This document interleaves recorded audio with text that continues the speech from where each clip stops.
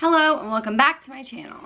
My name is Carrie if you're new, and I'm going to be talking about the books that I read in November. I read 12 books in the month of November, and I have 9 of them with me. One of them I already unhauled, so I don't have it with me. And one of them I can't find. I don't know what I did with it. I'll find it eventually.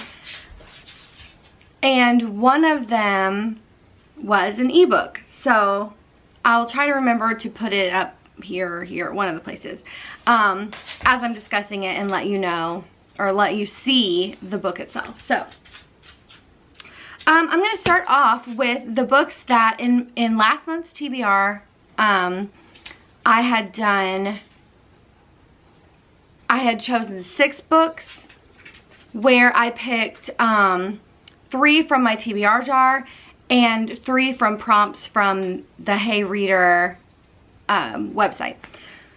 So for the Hey Reader prompts, I ended up doing, let's see, the first one, I don't remember the order of what they were, but there was a book with a pretty cover, there was a book with 2 authors, and there was one, I believe it was like set in like a not real land. I forget how it was worded, and I'm never quite prepared enough when I film. But anyway, so the one that was with 2 authors, I chose the Santa Cruz, or Just Santa Cruz, by Mary Higgins Clark and Carol Higgins Clark, because it was a super short book, and because I could not think of any books that I had that were written by more than one author, other than this, so I just chose this one. And it was fine. I've read it before, I'm pretty sure, and it was a typical Christmas Mary Higgins Clark mystery. It was typical. So like the main character is this Elvira Meehan. She was a lottery winner in previous books, and she's kind of turned amateur sleuth, and she solves like this mystery situation. So it was fine. I would say probably about 3 stars. The other prompt was the one with the beautiful cover, which I had chosen in that video. I had chosen to read one called At the Edge of the Orchard. I did not like it. I had read probably 1 or 2 chapters, really just was not enjoying it at all. Decided to DNF that book, but I didn't want to not fulfill that prompt, so I chose a different book. I chose The Lost Castle because I just think this cover is absolutely beautiful, and it was very good. It had dual timelines. It had 3 timelines, actually. 2, 3. I might be mixing books, but anyways, there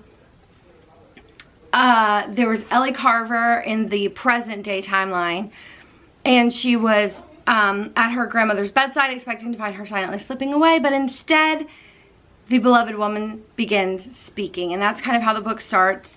She speaks of a secret past, castle ruins, forgotten by time, of a hidden chapel that served as a rendezvous for the French resistance in World War II, of lost love and deep regret. It was beautiful. I really enjoyed this book. It was beautiful. Yes, The Lost Castle by Christy Cambron. It was lovely. The next book I read, or the next prompt that I fulfilled, was the one set in an alternate land or universe or whatever. I cannot remember what the prompt was exactly, but I chose Mistborn. I had been fighting myself about reading this for probably at least a good year, maybe even more, and I finally read it. And I was honestly, my dog cannot be still. I was honestly hoping that I wouldn't like it, because it is a thick chunk of a book, at just under 700 pages, I believe. It's like 600, just barely over 650. Yeah, it was like 659. So, oops.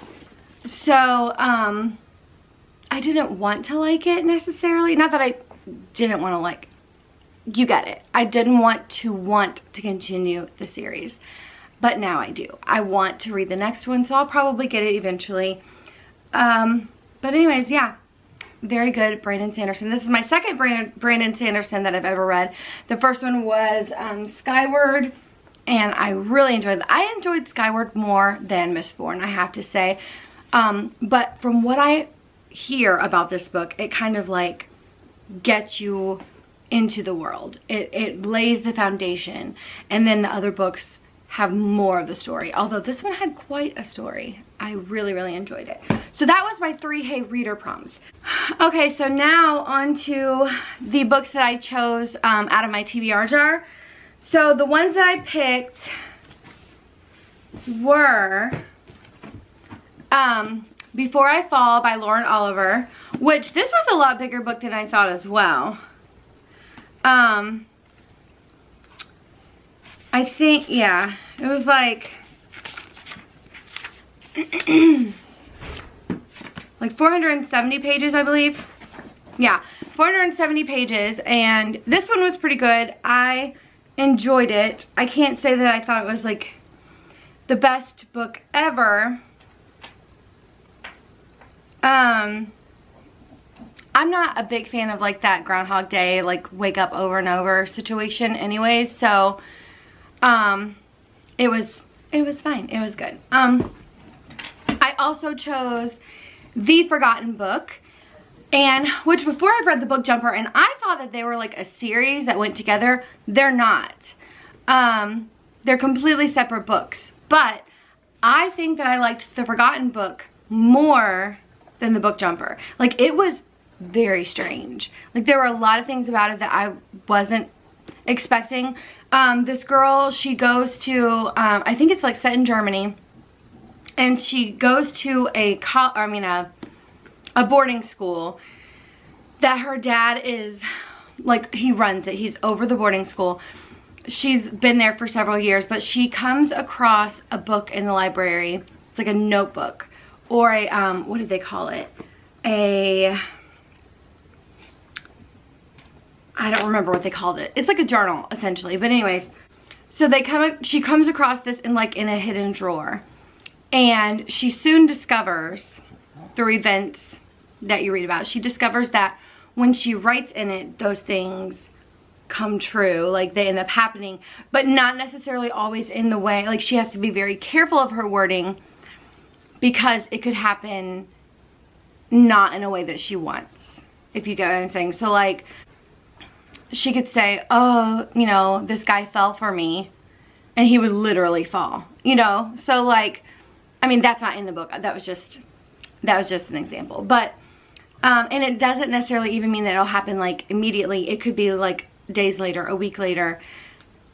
You just have to be careful what you write. And so she discovers that there were things that happened years prior, because this book has been around for hundreds of years. And there were things that happened prior that were devastating because of people writing in the book. So it was super strange, but I really liked it. Then the third book that I chose from my TBR jar last month, I actually already unhauled, and it was Hungry by, I can't remember his name. I didn't like it pretty much at all. I mean, I had to make myself finish reading it. It just was not my kind of book. I was not a fan. So I meant to save it for this video and then unhaul it. And my daughter and I actually went to the used bookstore that we go to often. We went there yesterday, and I donated a whole bunch of books, and that was one of the ones. I forgot to save it for the video, but that's okay. So it was Hungry. I was not a fan. It wasn't great. So that's the 6 books that were actually on my TBR. On top of those, I read 6 more. So I read The Lost Girls of Paris by Pam Jenoff. Probably between this one and the Guernsey, which I read this one like earlier in the year, The Guernsey Literary and Potato Peel Pie Society. These two are probably my favorite books that I read this year. So I still have some to go. I have a little bit, you know, I have this last month to go. But as far as what I've already read, top. I adored this book. I adored Guernsey. So, but anyway, so this month, yes, I read The Lost Girls of Paris. I started listening to it on audiobook and realized that I loved it so much I had to own it. So I picked it up. My battery's flashing. I also read The House on Foster Hill, and it's Jamie Jo Wright. I newly discovered this author. Adore all of her books so far. They have 2 timelines, and they're like mystery, suspense, super good. Another 4-star book. I read The Paris Seamstress, which I wasn't crazy about. It was simply okay. It also has dual timelines, 1940 and present day. And it just wasn't what I thought it was going to be. But it was pretty good. It was probably about a 3-star book. I read An Incomplete Revenge by Jacqueline Winspear. This is the 5th book, I believe, in the series. Yes, this is the 5th book in the series. And I think I still have like 2, 3, 4. I own 4 more that I'll read, and then I'll be purchasing more. I forget how many are in the whole series, but I still have quite a bit to go. But this was number 5. It was very good as well. It's not my favorite. Probably the first one is still my very favorite, but it was very good. So then I also read, what I don't have with me, I read Snow Way Out. It was an ebook that I read for a book club that I was in. It was cute. I expected it to be like a Christmassy book. Wasn't at all. It was kind of predictable, like cozy mysteries are. I did enjoy that one. And Coconut Layer Cake Murder by Joanne Fluke. I own that. I don't know what I did with it. I can't find it, but it needs to go on my shelf right here with all my other Joanne Flukes. But I can't find it anywhere. Another good one. The book before that one left me like, oh, like what's gonna happen? And it fixed. I can't say anything about these books because they literally, there's like 20 something books and they go together and you kind of have to follow along. But it's Hannah Swenson. She owns a bakery and she solves mysteries. So some stuff happened in her personal life that kind of got wrapped up a little bit in Coconut Layer Cake Murder. So those are the 12 books I read in the month of November. And I'm happy to be already starting in on my December TBR. So, or in my December reading. And can't wait to wrap that up and show you what I read next month. So, hope you enjoyed this video. Thank you for watching, and I will see you in the next one.